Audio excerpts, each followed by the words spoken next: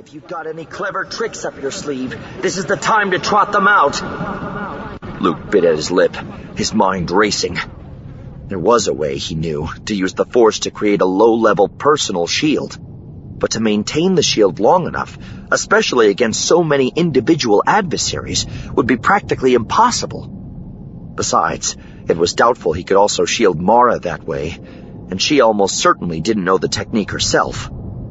Using the Force to move each individual fire creeper out of the way as they passed would be an equally impossible task, even with Mara working alongside of him. And if these insects were anything like Devirian Roverines, it would only take one of them getting through and sinking a poisoned stinger to shake their control and alert the rest of the swarm to the presence of food. No, their only hope was to stay out of the fire creeper's way entirely. Either somewhere farther down the tunnel, or else... The archway, Mara said suddenly. We'll need footrests about 2 meters up. Right, Luke said, igniting his lightsaber and stepping into the opening as he measured the distance with his eyes. Yes, it would just work. Assuming they had enough time to make the necessary preparations.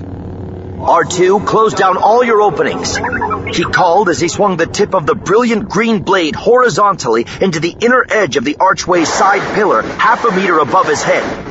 If the Cortosasaur extended this far out from the passageway wall... fortunately it didn't. His lightsaber blade sliced cleanly inward a few centimeters into the rock, without a hint of trouble. Child of Winds, get to that opening up there, he called, as he got a force grip on the lightsaber and lifted it up to the rock over the cut he'd just made. Find a place to hang on and stay there. What about you, Jedi Skywalker? The young Kwam-Kway asked anxiously, the fluttering of his wings nearly drowned out by the hum of the 2 lightsabers. How will you protect yourselves? You'll see, Luke assured him. He brought the lightsaber blade down at a not-quite vertical angle, slicing out a rough wedge of stone and leaving behind a shallow horizontal ledge in the inner edge of the archway. The rustling of the approaching fire creepers was growing steadily louder. Mara? I'm finished, Mara called over the noise, the blue-white glow reflected from behind him vanishing as she shut down her lightsaber. We've got maybe 20 seconds. Luke looked down the tunnel as he pulled his lightsaber back to his hand. The leading edge of the swarm was barely 5 meters away. The entire passageway behind them, absolutely black with the insects. I'm ready, he told her, shutting down the weapon and returning it to his belt. On 3? On 3, Mara said. Luke took half a step backward, and for a moment his back pressed against Mara's as they each gauged the distances and stretched out in their own ways to the Force. On 3, Luke repeated, trying to ignore the sound that seemed to fill the entire passageway.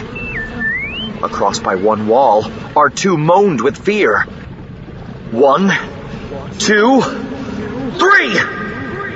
He jumped upward toward his footrest, turning his body halfway around as he did so, and hoping belatedly that the arc of his leap wouldn't be high enough to crack his head against the curved rock above him. As he came around to face the center of the archway, he caught sight of Mara, also in midair with her back to the rock, starting to come down toward her own newly carved footrest. Her arms were stretched toward him, palms outward, as if she were reaching out to push him away. Luke got his own arms up, palms similarly outward, as their heels came thunking solidly down onto their footrests. Their palms met, their fingers intertwined. Mara took a deep breath, exhaling it in a rush just audible above the noise of the fire creepers now swarming through the passageway beneath their feet. I'll be kesseled, she said. It worked. Luke nodded, taking a deep breath of his own. With their feet resting on the cutouts they'd made, their arms stretched rigidly out, their hands clasped to brace and support one another, they had in effect become a living archway within the stone one. And as long as they stayed that way, they would remain safe above the flow of insects. But if either one of them fell... Cozy, isn't it? Mara commented, looking around. Very symbolic, too. The great and powerful Jedi Master forced to rely on someone else for his survival? I wish you'd drop that, Luke growled. I've already admitted I can't do everything. Which isn't quite the same as relying on other people, Mara said. But okay, consider it dropped. Looks like we're just high enough. Luke looked down. The river of fire creepers, as he'd already seen, sloshed a fair distance up the walls of the passageway as too many insects tried to travel through too small a space. Here at the archway, where the tunnel was still narrower, they roved even higher, with some of the insects passing barely centimeters beneath their footrests. You think they can eat through our boots? He asked. If enough of them climb aboard and start chewing, they can probably eat through anything, Mara said. And all it'll take will be one of them noticing us to wave whatever chemical flags they use to whistle up the rest of the swarm. Luke nodded grimly. So in other words, if any of them look like they're getting close, grab them with the Force and get rid of them fast. Better still, throw them across the cave into a wall, Mara said. What I'd like to know is what they're doing down here. There can't possibly be enough food in this entire cavern complex for a swarm this size.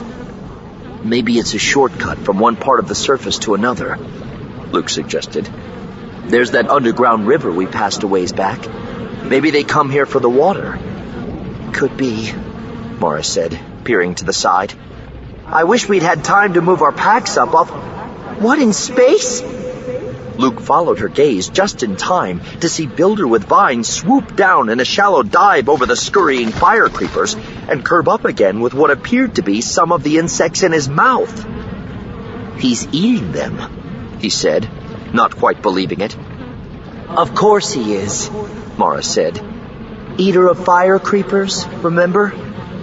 But then... Luke floundered, thoroughly confused now. Are they really not that dangerous? Of course they're dangerous, Mara snorted. You ever hear of the top shot in any clan who picked a name that made him sound calm and reasonable? This has to be the Quam-Jaa version of kick the Rancor. Kick the Rancor? A slang term in Palpatine's court, Mara said. Any stupid stunt where the risks were way out of proportion to the gain. Luke worked moisture into a suddenly dry mouth as he watched Builder with Vines finish his snack and swoop down for another pass. Why in the name of the Force was he taking such a terrible risk? And it was a terrible risk. Luke could feel the danger involved, his Jedi senses tingling almost as strongly as if the threat had been aimed directly at him. Surely Builder with Vines couldn't be that hungry, could he? Offhand, I'd say he's showing off, Mara muttered, answering his silent question.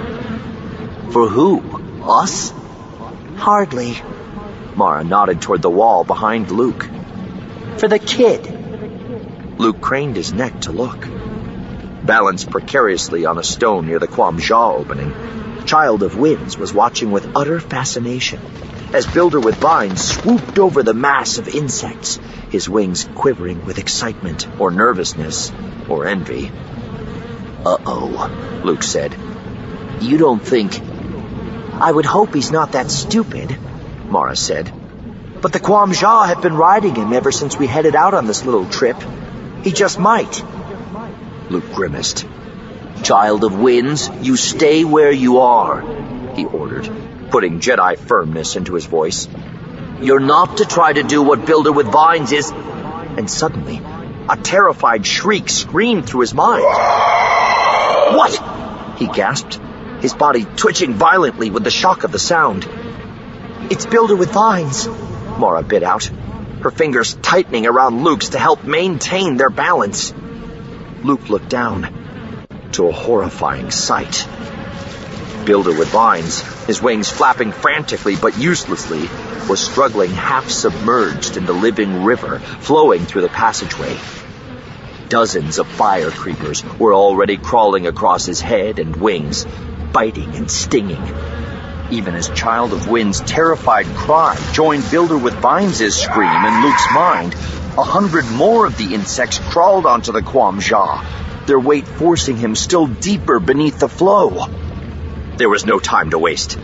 Stretching out with the force, Luke hauled Builder with Vines up and out of the flow, holding him suspended in midair. He shifted his focus to the insects grabbing them through the force and throwing them off him. "Don't bother," Mara said quietly. "There's nothing you can do." Luke bit back the reflexive impulse to deny it. He was a Jedi. There had to be something he could do. But no, she was right. And as Builder with Vines' mental scream died into the silence of death, he let the body sink gently back into the mindless flow. "Easy on the fingers," Mara said softly. With an effort, Luke turned his gaze back to her, focusing on their joined hands. His fingers were all but white where he was squeezing hers tightly in frustration. "Sorry," he muttered, forcing himself to relax his grip. "It's all right," she said. "You know you've got a pretty good grip there. I thought you Jedi usually concentrated more on the mental aspects of the Force than you did in keeping in shape."